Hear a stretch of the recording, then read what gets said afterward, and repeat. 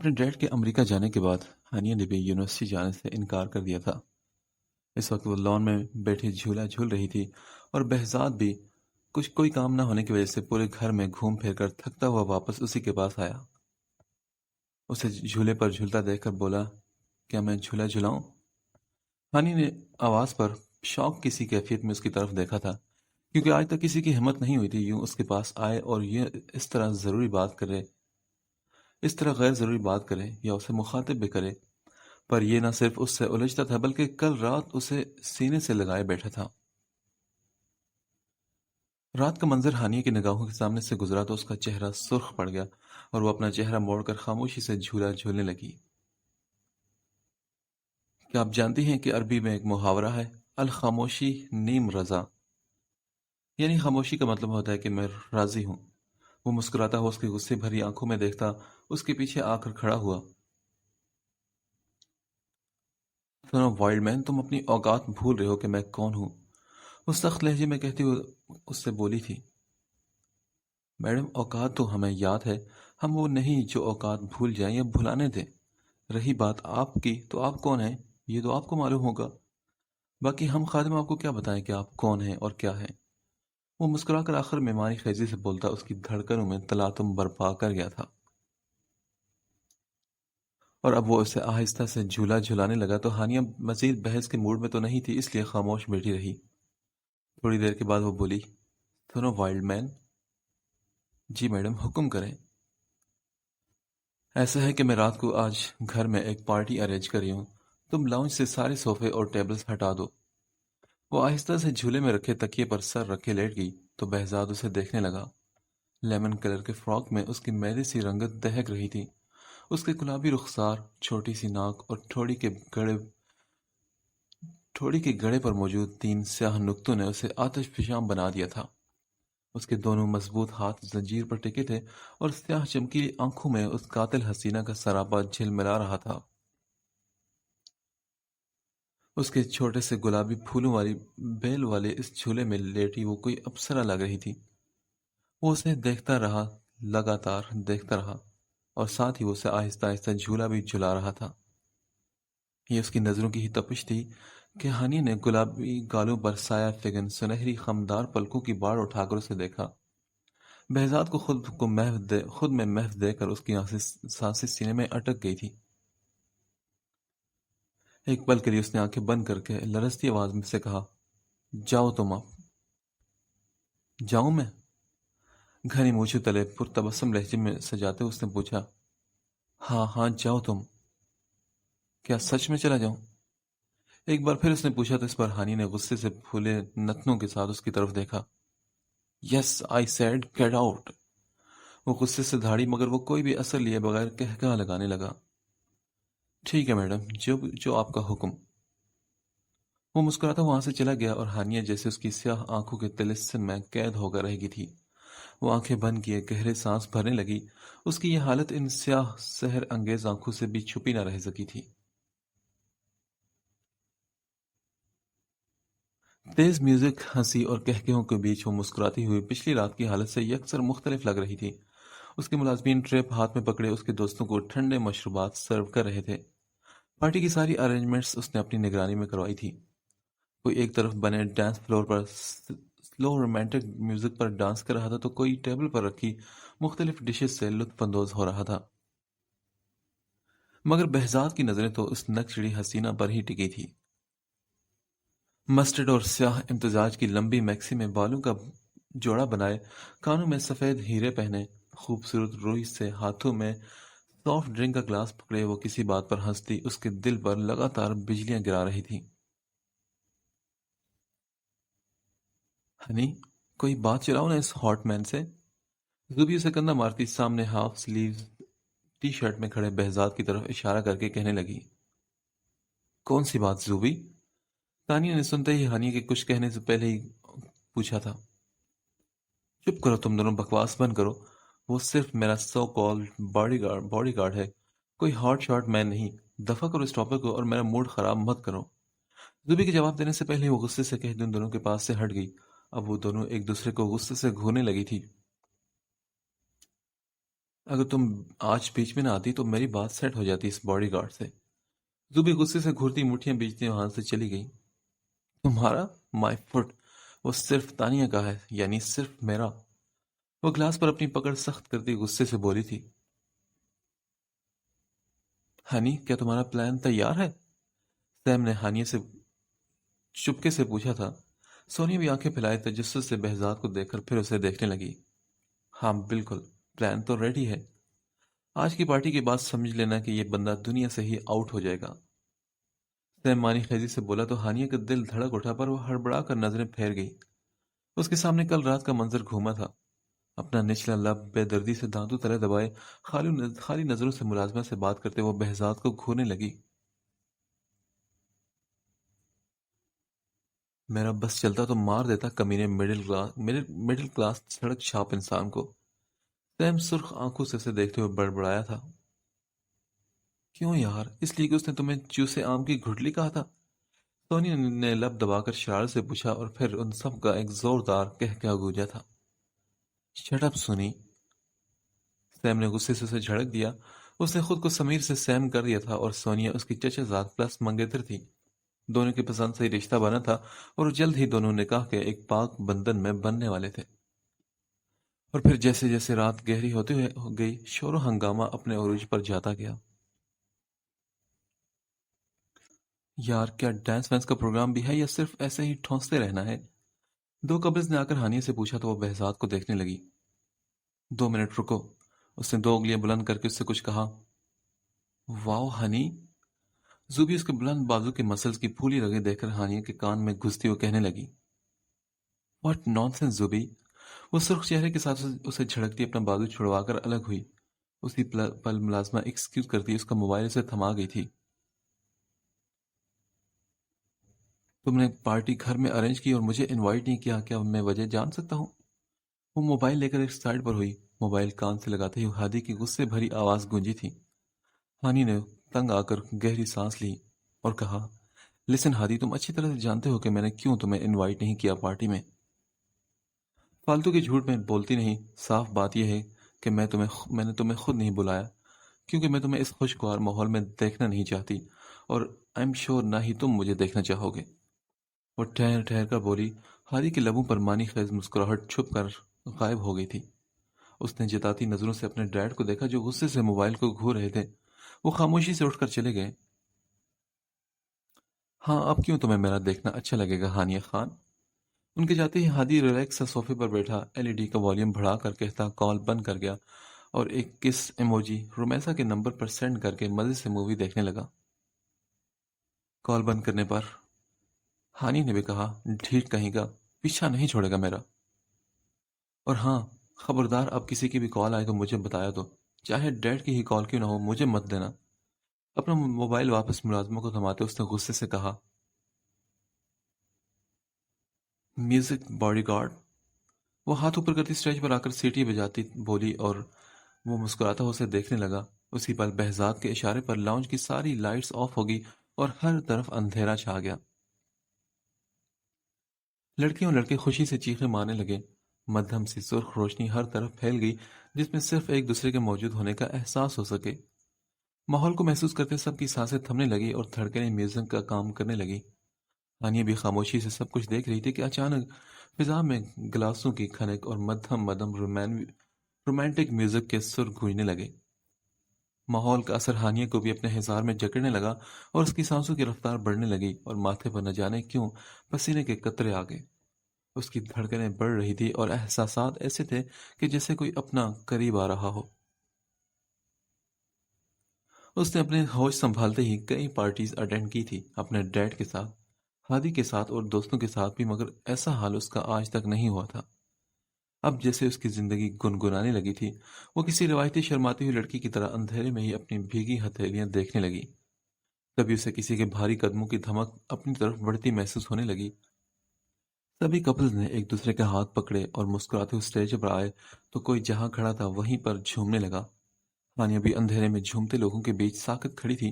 اس کے فرینڈز کو معلوم تھا کہ نہ وہ ڈانس کرتی ہے اور نہ ہی ڈرنک کرنا پسند کرتی تھی، تبھی کوئی اسے فورس نہیں کرتا تھا، بلکہ سب کے الگ الگ کپلز بنے ہوئے تھے۔ ان سب کے مختلف پرفیومز کی مہک میں دبی ہوئی کھڑی تھی۔ ہیلز کی ٹک ٹک پر وہ سماتے ٹکائے لب کاٹ رہی تھی۔ اسے لگا کہ کوئی بہت قریب آ گیا ہے اس کے۔ تبھی اسے اپنی پشت پر کسی کی موجودگی کا احساس ہوا، اور اس سے پہلے کہ وہ مڑ کر دیکھتی یا کچھ کہتی، اپنی پشت پر موجود انسان کی جرات پر وہ حیران رہ گئی۔ وہ جو کوئی بھی تھا، اس کی نازک کمر میں آہستہ سے ہاتھ ڈالے اسے پیچھے سے اپنے حصار میں لے چکا تھا۔ اس کی مضبوط انگلیوں کی چبھن اپنی نازک کمر پہ محسوس کرتے وہ سانس لینا بھول گئی۔ تم کون ہو تم؟ اپنی گردن پر تیز دہکتی ہوئی سانسیں محسوس کرتے وہ لرزتی آواز میں بولی تھی۔ تبھی اس کے کان میں ایک سرگوشی ہوئی۔ میں تمہارا اسٹرا ہوں۔ یہ سن کر اس کے کان کھڑے ہو گئے۔ تم بیری؟ وہ بند ہوتی سانسوں سے اس کے ہاتھ پر اپنا ہاتھ رکھتی مڑنے لگی تھی کہ تبھی اس کا دوسرا بازو اس کے کندھے پر آیا۔ If you want to feel me in your heart، گھمبیر لہجے میں سرگوشی ہوئی تو ہانیہ نے آنسو بہاتے جلدی سے سر ہلایا۔ پیچھے کھڑا وجود مسکرا دیا اور بولا، Then just close your eyes and feel me. I'm in your heart, straw. Feel the beats of my heart. What says to you؟ اپنے کندھے پر اس کی سانسوں کی تپش محسوس کرتے اس کے سحر انگیز لہجے نے ہانیہ کو بھی مسمرائز کر دیا تھا۔ ہانیہ نے اس کی پشت پر سر ٹکائے آہستہ سے آنکھیں بند کر دی، اور اب وہ مدھم سی سانسیں لیتی مسکرا رہی تھی، اور وہ وجود فتح مندی سے مسکراتا سارے ماحول پر نظر ڈال کر اس کی سیکیورٹی پر طنزیہ ہنستا اسے اپنے حصار میں لیے جھوم رہا تھا۔ رومانٹک میوزک اور ماحول نے سبھی کو غافل کر دیا تھا۔ وہ سبھی پر نظر ڈالتا اپنے حصار میں قید کھڑی اپنی اسٹرا کو دیکھنے لگا۔ وہ بالکل مورتی کی طرح اس کے ساتھ جھول رہی تھی، جس پر ہنستے ہوئے اس نے اچانک ہی اس کا رخ اپنی طرف کیا تو وہ سانسیں روکے اس کے سینے میں اپنا منہ چھپا گئی، اور پھر بولی، تم پھر سے تو چھوڑ کر نہیں جاؤ گے نا مجھے؟ نہیں، کیونکہ میں تمہاری دھڑکنوں میں ہوں۔ روتی کیوں ہو تم؟ تھوڑی سے پکڑ کر اس کا چہرہ اوپر کرتے اس کی بند آنکھوں کو دیکھا، اور جب ہانیہ نے آنکھیں کھولنے چاہی تب اس نے اس کی کمر میں دونوں بازو ڈال کر اسے اپنے قریب کر لیا، اور اس کی آنکھوں پر لب رکھتے ہوئے دوسرا ہاتھ پیچھے سے سرکاتے اس کی گردن پر رکھ دیا۔ وہ بھی اس کے وجود میں سمٹ گئی، اور بے ساختہ اس کے لبوں سے پھر نکلا، بیری۔ اس کے لب سرکتے ہوئے اس کی ٹھوڑی پر موجود 3 تل پر ٹھہر گئے، اور وہ گہرا سانس بھرتی اس کے چوڑے کندھے کو مضبوطی سے تھام گئی تھی۔ اور جب ان دونوں کی سانسوں کی رفتار بڑھی تبھی اس نے آہستگی سے اسے پنکھڑی سے لبوں سے اپنے لب رکھ دیے۔ وہ بے جان سی ہوتی اس کے بازو میں سمٹ گئی تھی، اس کی انگلیاں اس کے رخسار سے ہلانے لگی، اور وہ آہستہ آہستہ اس کے ساتھ میوزک کی لہروں پر جھولنے لگی۔ میڈم، میوزک بند ہو گیا اور ساری لائٹس آن ہو گئی، اور سب خاموشی سے کھڑے اسٹیج پر اکیلی کھڑی ہانیہ کو جھولتے ہوئے دیکھ کر دبی دبی ہنسی کے ساتھ سرگوشیاں کر رہے تھے۔ یہ سب بہزاد سے برداشت نہ ہوا تو وہ کاؤنٹر سے ہٹ کر اس کے پاس آیا اور 2-3 بار اس کا نام پکارا۔ اس کے بعد کندھے سے ہلا کر اسے ہوش کی دنیا میں واپس لا پٹخا۔ کیا ہوا بیری؟ وہ ہڑبڑا کر ہوش میں آتی بولی تو چاروں طرف طوفانی کہکہے گونج اٹھے۔ وہ اب مکمل ہوش حواس میں آتی ماحول کو سمجھتی بیری کو وہاں نہ پا کر شرمندہ سی ہو گئی۔ تو کیا یہ اس کا وہم تھا؟ پر کیسے؟ اس نے تو اسے اپنے دل سے محسوس کیا تھا، بالکل اپنے قریب سے، اور اس کی سانسیں بھی محسوس کی تھی، اور اس کا دہکتا لمس اس کے لبوں پر تھا۔ اس کی سانسوں کی تپش اس کے چہرے کو سرخ کر رہی تھی، اور اپنے گالوں پر اس کی انگلیوں کا لمس۔ یہی سوچ کر وہ لڑکھڑا گئی تو بہزاد نے اسے تھاما۔ میڈم، آپ ٹھیک ہیں؟ ہانیہ سر ہلاتی اس سے الگ ہوئی، اور پھر نظریں جھکائی اسٹیج سے اتری اور خود سے الجھتی سبھی دوستوں کی معنی خیز نظریں اگنور کرتی ایک کونے میں جا کر کھڑی ہو گئی۔ مجھ سے کہہ دیتی کہ میں ڈانس کرتا تمہارے ساتھ، بلکہ دنیا کا خوش نصیب لڑکا خود کو تصور کرتا، اور تمہاری کھلی آنکھوں سے یوں خواب تو نہ دیکھنے دیتا۔ سیم اس کے پاس آ کر ہنستے ہوئے بولا تھا۔ شٹ اپ سیم، ہر وقت انسان مذاق کے موڈ میں نہیں ہوتا۔ ایک تو وہ اپنی کیفیت سمجھ نہیں پا رہی تھی، اور اوپر سے سیم کی بکواس۔ آئی ایم سوری ہنی، اس اسٹوپڈ کی طرف سے میں تم سے سوری کرتی ہوں ڈارلنگ۔ سونیا اس کا غصے سے سرخ چہرہ دیکھ کر بولی، اور سیم کو کالر سے پکڑ کر گھسیٹتی ہوئی وہاں سے لے کر چلی گئی۔ پھر آہستہ آہستہ ایک ایک کر کے سبھی رخصت ہوتے گئے، اور پھر وہ نارمل ہوتی سب سے مسکرا کر ہاتھ ملاتی بڑی مشکل سے اپنے پاؤں پر کھڑی رہی۔ کچھ ہی دیر میں گھر میں صرف اس کے ملازم اور بہزاد کے علاوہ وہ خود بچی تھی۔ اس نے بہت مشکلوں سے خود کو پلان کے لیے تیار کیا. پھر اس نے بہزاد کی طرف دیکھا. وہ بھی اسی کی طرف دیکھ رہا تھا.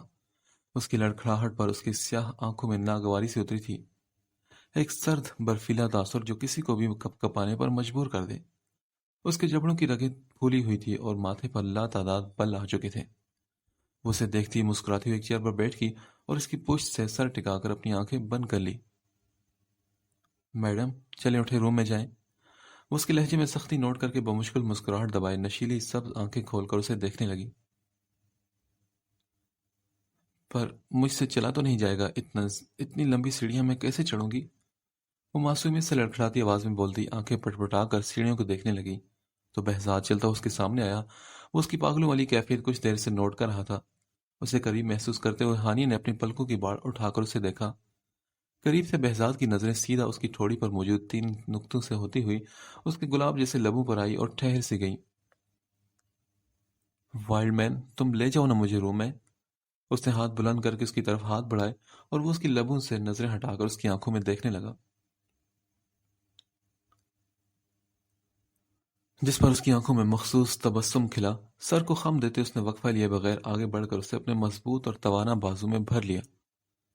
ہانی کی دھڑکن اس اچانک آفت پر منتشر ہو گئی اور وہ خوف زدہ سی اس کے چہرے کو دیکھنے لگی. چھوڑو مجھے. وہ خود کو اس کی باہوں میں پا کر مچل اٹھی. حالانکہ اس کے پلان کا حصہ تھا پر اس کا لمس وہ برداشت نہ کر پائی. اگر اسے دفع کرنا ہے تو بی ریلیکس ہانیہ, کنٹرول کرو خود کو. اس نے خود کو ہمت دی اور اس منحوس سیم کے اتنے خطرناک پلان پر لعنت بھیجی. گہری سانس بھرتے جب بہزاد نے اسے بیڈ پر لٹایا تو تبھی اس نے اس کا کالر پکڑ لیا. بہزاد نے اس کی دونوں اطراف میں ہاتھ ٹکاتے خود کو گرنے سے بچایا اور اس کی آنکھوں میں دیکھتے ہوئے اپنی مسکراہٹ روکی. میڈم اس کھیل کو کھیلنے سے پہلے خود کو تو تیار کر لیتی. وہ ہنس کر کہنے لگا اور ہانیہ کی تو پہلے ہی جان ہوا ہو رہی تھی. یہ بات سن کر اس کی رنگت سفید پڑ گئی. کیا مطلب؟ کون سا کھیل؟ کیسا کھیل وائلڈ مین؟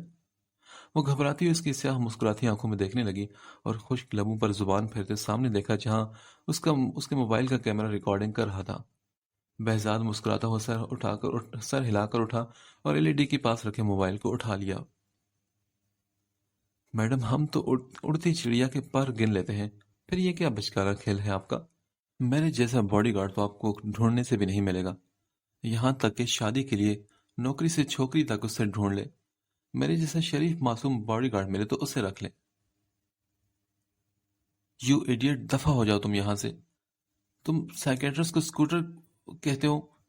وہ ہنستی ہوئی تکیہ اٹھا کر اسے مارتی بولی تو بہزاد مسکراتا اسے دیکھنے لگا. وہ کتنی معصوم تھی وہ, اور خود سے بالکل انجان تھی. ایک بات کہوں میڈم, آپ ایسے ہی مسکراتی رہا کریں کیونکہ آپ اچھی لگتی ہیں اس طرح معصوم سی لڑکی. اور میں باہر بیٹھا ہوں, کوئی مسئلہ ہو تو بتائیے گا. اسے دیکھتے ہوئے بولا اور پھر بالکنی کے گلاس ڈور کا لاک چیک کر کے پردے اس نے برابر کر دیے اور کھڑکیاں بند کر کے خاموشی سے خود کو دیکھتی ہانی کی جانب پلٹا.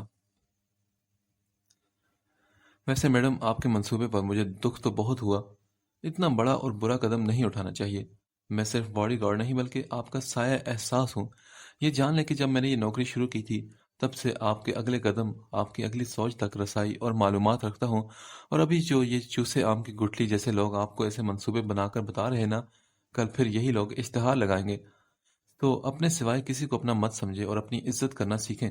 اگر میں برا ہوتا اور کوئی قدم اٹھا لیتا تو آپ مجھے روک نہیں پاتی میڈم, اور پھر کل یہی لوگ آپ ہی کو برا کہتے. اس لیے دوسروں کی سوچ پر چلنے سے بہتر ہے کہ اپنی دماغ کی بات سنیں. اگر میں آپ کو اپنے حلیے, اپنی غربت اور اپنی کم تعلیم کی وجہ سے برا لگتا ہوں تو بے شک سر کے آتے ہی مجھے یہاں سے نکال دیں. بہزاد یہ کہہ کر اس کے جھکے سر پر نظر ڈالتا دروازہ بند کر کے باہر چلا گیا. اور ہانیہ کچھ دیر پہلے کے سٹیج پر تماشے اور بہزاد کی باتوں کے زیر اثر بے سود پڑی رہی. اس کی سیاہ آنکھیں, اس کا ٹھہر ٹھہر کا بولنا اور آنکھوں میں تبسم سجائے اگلے بندے کو سحر زدہ کرنا, یہ سب تو اس کے بیری کی نشانیاں تھی. وہ سن سے وجود کے ساتھ کچھ دیر بند دروازے کو گھورتی رہی.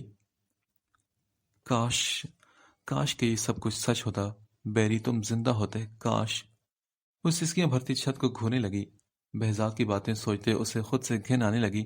بے شک وہ اس کا پلان نہیں تھا, پر اس پر عمل کیسے کر سکتی تھی؟ کیا وہ اتنی چھوٹی بچی تھی؟ اور ٹھیک ہی تو کہتا تھا کہ کہاں وہ اس کے سامنے چڑیا سی اور کہاں وہ باڈی بلڈر سا بندہ۔ اگر وہ برا یا گندی ذہنیت کا مالک ہوتا تو اب تک شاید ہی وہ دنیا میں ہوتی، مگر وہ ایسا نہیں تھا۔ اسے اس نے آئینہ دکھایا تھا، کوئی اپنا نہیں ہوتا صرف اپنے آپ کے علاوہ۔ یہ سوچتے ہوئے ایک مدھم سی مسکراہٹ لبوں پر سجائے وہ نیند کی گہری وادیوں میں اتر گئی، اور پھر اگلا سارا دن وہ اس سے نظر چراتی رہی اور وہ بہانے بہانے سے اسے چڑھاتا رہا۔ آخر کب تک وہ غصہ نہ کرتی یا اپنی چیخنے کی عادت سے باز آ جاتی۔ اپنے ڈیڈ کی واپسی پر وہ ڈر رہی تھی کہ بہزاد ان سے کچھ کہہ نہ دے، پر ہانیہ نے شکر ادا کیا کہ اس نے ایسا ویسا کوئی ذکر نہیں کیا اور ہانیہ خان واپس سے پھر ہانیہ خان بن گئی تھی۔ البتہ سیم نے جسے آئیڈیا دیا تھا اس کا نتیجہ پوچھنے پر ہانیہ نے اسے بری طرح جھڑک دیا۔ سونیا اور سیم دونوں نے اس سے معافی مانگی تو ہانی نے کچھ دن ناراضگی جتائی اور پھر وہ ٹھیک ہو گئی۔ رومیسا کھانا لے کر چارپائی پر اپنی ضعیف اور لاغر وجود والی ماں روبینہ بیگم کے پاس بیٹھ کر بولی، اماں اٹھو کھانا کھا لو۔ اس کے کہنے پر انہوں نے آہستہ سے آنکھیں کھولی اور بولی، رومی کیا تمہارے ابا آ گئے؟ اماں وہ آنے والے ہوں گے، بس آپ کھانا کھائیں نا۔ اس نے اپنی آنکھیں دوپٹے سے پہنچتے ہوئے سوپ کا چمچہ بھر کر ان کے منہ کی طرف کیا۔ نہیں رومی، تمہیں پتہ ہے نا کہ ہم تینوں ساتھ کھانا کھاتے ہیں، پھر تم کیوں مجھے پہلے کھلا رہی ہو؟ تمہارے ابا ناراض ہوں گے نا، ان کی خواہش کا احترام کرنا چاہیے کہ ہمیں ایک ساتھ کھانا کھائیں۔ وہ سر انکار میں ہلاتی اسے سسکیاں بھرنے پر مجبور کر گئی، کیونکہ یہ اس کی ماں کی روز کی باتیں تھی، کیونکہ نہ کہ اس کے ابو نے آنا تھا اور نہ ہی وہ کبھی آئیں گے۔ وہ روز ہی ایسے زاروں کے دار روتی تھی۔ اچھا ماں، آپ کھانا ساتھ کھائیں گے، آپ یہ دوا تو کھا لینا، ابا نے کہا ہے۔ اس نے اپنی ماں کے چپکے گال پر ہاتھ رکھ کر محبت سے کہا تو وہ اسے ویران نظروں سے دیکھنے لگی۔ کیا سچ میں اس نے کہا ہے؟ انہوں نے خوشی سے پوچھا۔ اس کا دل پھٹنے کے قریب ہو گیا۔ جی اماں، ابا نے کہا ہے۔ اس نے مسکراتے ہوئے بمشکل اپنی چیخیں گلے میں روکی اور ان کے منہ میں سیرپ کا چمچ ڈالا۔ رومیسا ان کی آس بھری نظروں کو دیکھ رہی تھی جن میں لکھا تھا کہ کب لاؤ گی اپنے ابا کو جو کام پر گئے تھے اور کبھی لوٹ کر نہ آئے۔ وہ آنکھوں ہی آنکھوں میں سمجھتی سر ہلانے لگی اور انہیں سوپ پلا کر ان کے ماتھے پر ہاتھ پھیرتے ان کا منہ نیپکن سے صاف کرنے لگی۔ 2 کمروں پر مشتمل ان کا یہ چھوٹا سا ڈبے نما گھر ایک غریب ملازم نواز کا تھا جس کی ایک ہی بیٹی تھی رومیسا۔ وہ لوگ ہنسی خوشی زندگی گزار رہے تھے۔ رومیسا بھی میٹرک بھی تھی کہ ایک دن اس کے بابا اسے اسکول ڈراپ کر کے خود ملازمت پر گئے، مگر واپس ان کی خون میں لت پت لاش ہی واپس آئی تھی۔ تب سے روبینہ بیگم کی یہی حالت تھی۔ وہ اپنی شوہر کے موت کے بعد بستر سے لگ گئی اور باپ کا سایہ سر سے اٹھ جانے کے بعد کڑی دھوپ کی تپش سے وہ اکیلی 15-16 سال کی معصوم لڑکی گھبرا گئی تھی۔ گھر کے اخراجات، بجلی اور گیس کے بل اور کھانا پینا، یہ سب اسے پریشان کرنے لگے۔ اس کی پڑھائی وہیں رہ گئی۔ ماں دواؤں کے لیے بستر سے لگی پڑی تھی اور ان سب حالات سے تنگ آ کر رومیسا نے ایک پھولوں والی دکان پر کام کرنا شروع کر دیا۔ اس کے گھر لائٹ نہیں تھی، گیس بھی نہیں تھی اور 3 وقت کا کھانا نہیں تھا، مگر پھر بھی وہ جی رہی تھی دونوں۔ پڑھائی کو چھوڑنے کا غم ایسا تھا کہ وہ ساری رات جاگ کر روتی رہتی، اور پھر تھک ہار کر اس نے سوچا کہ جس طرح گھر وہ گزارا کر ہی اس طرح اپنی پڑھائی کو بھی اپنے ساتھ گھسیٹ لے گی۔ اور پھر اللہ کا نام لے کر اس نے پھر سے قدم بڑھایا اور اپنے پرنسپل سے اپنے حالات بیان کیے تو انہوں نے اس کے سر پر ہاتھ رکھتے اتنا کیا کہ اسے پرائیویٹ ایگزامز دینے کے لیے اجازت دے دی اور اس کی فیس بھی معاف کر دی۔ زندگی یوں ہی گزر رہی تھی کہ ایک دن ٹھنڈی ہوا کا جھونکا اس سے ٹکرایا اور ایک بھاری خوبصورت آواز پر اس نے نظر اٹھائی۔ سامنے ہی سفید شرٹ اور سیاہ پینٹ میں ہادی چوہان اپنی خوبصورت شخصیت کے ساتھ کھڑا تھا۔ اسے دیکھ کر وہ ایک پل کے لیے ساکت ہوئی اور اسی لمحے ہادی نے بھی گلاب سے نظر ہٹا کر اس معصوم سی کلی کو دیکھا۔ وہ اسے ہی دیکھ رہی تھی اور اس کی بڑی بڑی نشیلی آنکھوں میں دیکھ کر اس کی دھڑکنیں خود بہت بڑھ گئی۔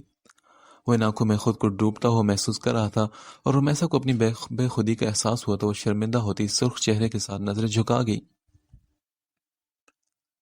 جی کیا چاہیے آپ کو؟ اس نے کپکپاتی آواز میں ہاتھ مروڑتے ہوئے ہادی سے پوچھا تو ہادی اس کی کیفیت سمجھتا مسکرانے لگا۔ اسے بھی بھول گیا تھا کہ وہ یہاں کیوں آیا ہے اور کس وجہ سے آیا ہے۔ اسے یاد تھا تو صرف اتنا کہ سامنے موجود لڑکی نہیں بلکہ اس کے خیالوں اور خوابوں کی منزل ہے۔ وہ اس کے ایک ایک نقش کو دیکھتا دنیا سے غافل ہو گیا تھا۔ تم؟ اس کے منہ سے بے ساختہ نکلا تو رومیسا نے اپنی بے خودی پر خود کو کوستے ہوئے غصے بھری نظریں اٹھائی۔ ہادی نے اس کے غصے بھری آنکھیں دیکھ کر اپنے جواب کو دماغ میں دہرایا تو وہ خجل سا ہو گیا۔ سوری، میرا مطلب کہ تم ایک سرخ گلاب کا بوکے دے دو۔ وہ بات بنا گیا تو رمیسا سر ہلاتی اس کے لیے تازہ گلابوں کا بوکے تیار کرنے لگی، اور تب تک وہ اس کے سر پر کھڑا اس کے ہاتھوں کی کارکردگی دیکھنے لگا۔ بوکے تیار ہونے پر ہادی لے کر چلا گیا تو رمیسا اپنے ارد گرد ویرانی محسوس کرنے لگی۔ اس کا دل ایک دم اداس ہو گیا اور وہ مایوس ہو کر بیٹھ گئی۔ اور پھر ابھی کچھ ہی دن گزرے تھے کہ وہ اس کے زہر سے آزاد بھی ہو نہ پائی تھی کہ پھر سے اس کی بھاری آواز سنائی دی۔ اس نے مسکراتے ہوئے اسے اپنا وہم سمجھا اور سر اٹھا کر اسے دیکھنا بھی گوارا نہ کیا۔ تبھی پھر اسی بھاری گھمبیر آواز میں اس کا نام پکارا گیا، رومیسا۔ اپنا نام سنتے ہی وہ جھٹکے سے اٹھ کھڑی ہوئی اور اپنی آنکھیں پھیلا کر اس اجنبی کو اپنا نام پکارتے سننے لگی۔ آپ کو میرا نام کیسے معلوم ہوا؟